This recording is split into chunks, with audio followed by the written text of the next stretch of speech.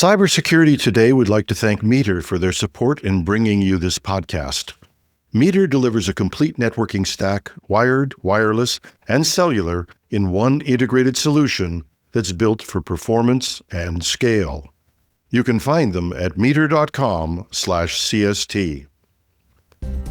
U.S. banks assess fallout after data theft attack. CIOP claims Broadcom in Oracle ERP breach campaign. Steal C malware hides inside Blender files in a new supply chain attack. Shai-Hulud worm compromises 500 NPM packages, and old tricks still work with phishing scammers. This is Cybersecurity Today. I'm your host, Jim Love. U.S. banks are assessing the fallout from a major security breach at SitusAMC, a financial technology vendor that provides record-keeping, transaction processing, and regulatory compliance to major institutions. TechCrunch reported that the ransomware group ALFV, also known as Black Cat, claims it stole 3 terabytes of data from the company in early November.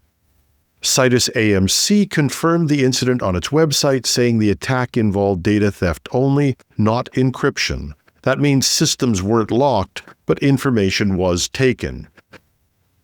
The company said it brought systems offline, launched an investigation, and notified federal regulators.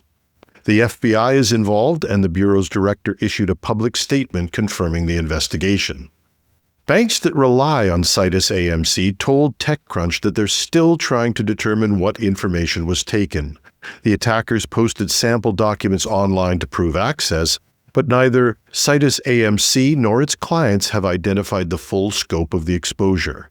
Based on the history of the ALFV group, however, this type of operation typically targets files sensitive enough to justify demanding payment from large institutions. For now, the industry is in assessment mode, but it's likely we'll learn more in the days ahead as investigators determine what was taken and who may ultimately be affected. CIOP, the ransomware group behind the wave of attacks on companies running Oracle's e-business suite, is now claiming Broadcom as its latest victim. The group added Broadcom to its leak site as part of the same campaign that's believed to have affected anywhere from 30 to 100 large organizations through zero-day vulnerabilities in Oracle's financial operations software. Broadcom isn't confirming a breach, but it isn't denying one either. In a statement, the company said, Broadcom uses Oracle's e-business suite for certain internal corporate financial operations. Like many organizations that use this software, Broadcom has been targeted by cyber criminals who have exploited zero-day vulnerabilities in the Oracle product. Broadcom has forensically examined and patched our Oracle system to remediate the vulnerabilities.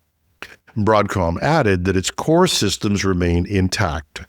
Broadcom operations are unaffected, and we are confident in the integrity of our financial data. If any of the limited types of data processed in Oracle are unlawfully disclosed, we do not expect it to pose significant risk to any of our customers, vendors, partners, or employees. Oracle has issued a patch for the exploited flaw, and most organizations are expected to have applied it by now. But with CIOP continuing to name victims publicly, often before companies can complete their internal reviews, we may see more names surface in the days ahead, either from investigations or from the attackers themselves. A new malware campaign is hiding malicious code inside Blender 3D models, turning an everyday creative workflow into an entry point for attackers. Bleeping Computer reports that tainted blend files, often shared on freelancing sites and model repositories, contain Python scripts that execute the moment the file is opened.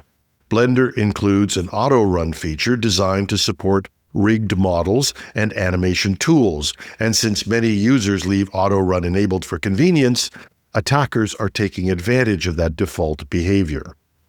The payload is called Steal C, a rapidly evolving information-stealing malware. This latest version targets more than 23 browsers, supports server-side credential decryption, and works with the newest Chrome builds.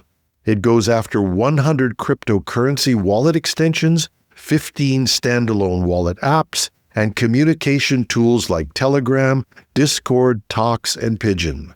It also collects data from VPN and mail clients, includes an updated UAC bypass, and uses an encrypted multi-stage delivery chain that hides most of the malicious logic from scanners. What makes this even more concerning is that StealSea has been on the radar since 2023, and it's still slipping past defenses.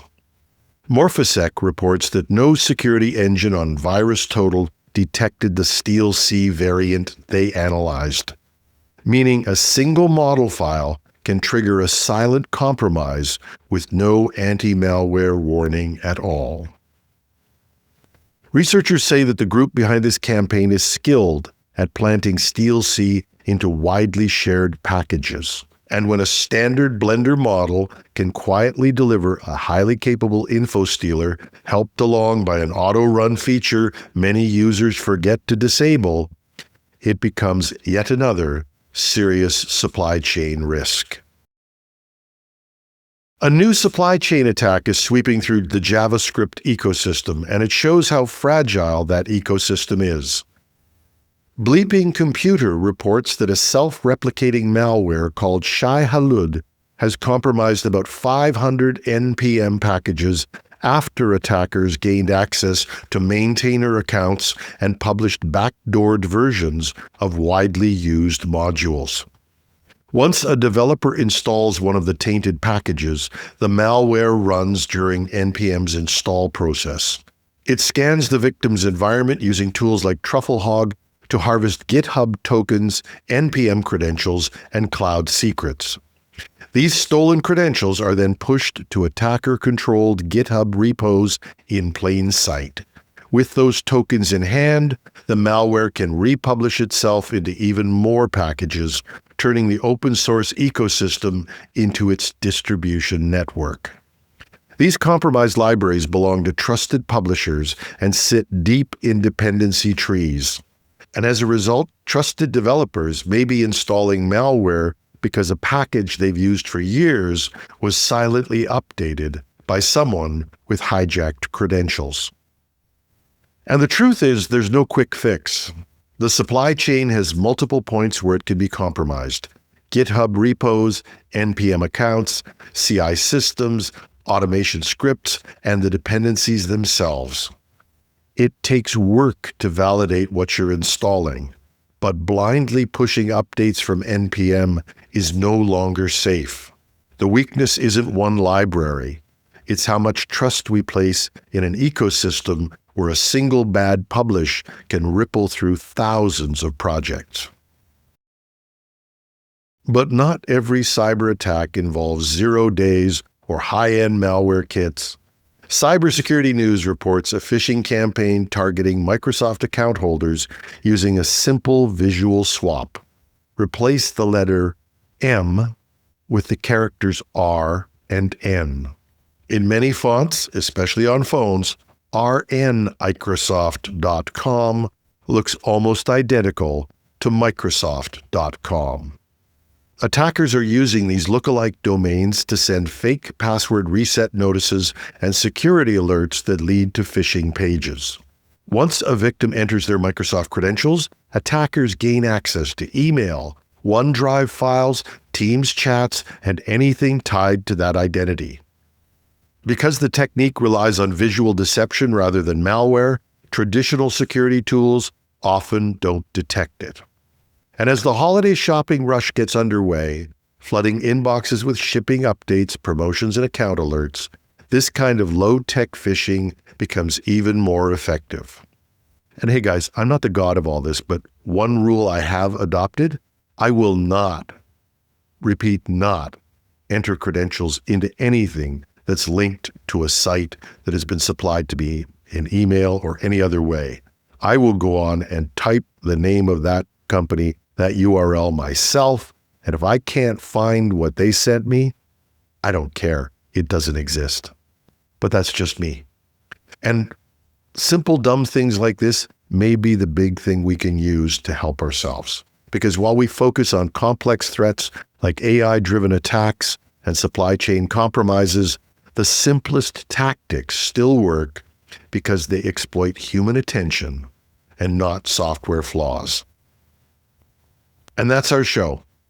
And in the spirit of Thanksgiving, we'd like to thank Meter for their support in helping bring you this podcast. Meter delivers full-stack networking infrastructure, wired, wireless, and cellular to leading enterprises. Working with their partners, Meter designs, deploys, and manages everything required to get performant, reliable, and secure connectivity in a space. They design the hardware, the firmware, build the software, manage deployments, and run support. It's a single integrated solution that scales from branch offices, warehouses, and large campuses all the way to data centers. Book a demo at meter.com/CST. That's METER.com/CST. And in our tradition of taking both U.S. and Canadian holidays, we'll be taking the Thanksgiving holidays, and our weekend shows will be running Thursday to Sunday. David Shipley will be back on Monday morning with the cybersecurity news. I'm your host, Jim Love, and to our U.S. audience, happy Thanksgiving. And to everyone, thanks for listening.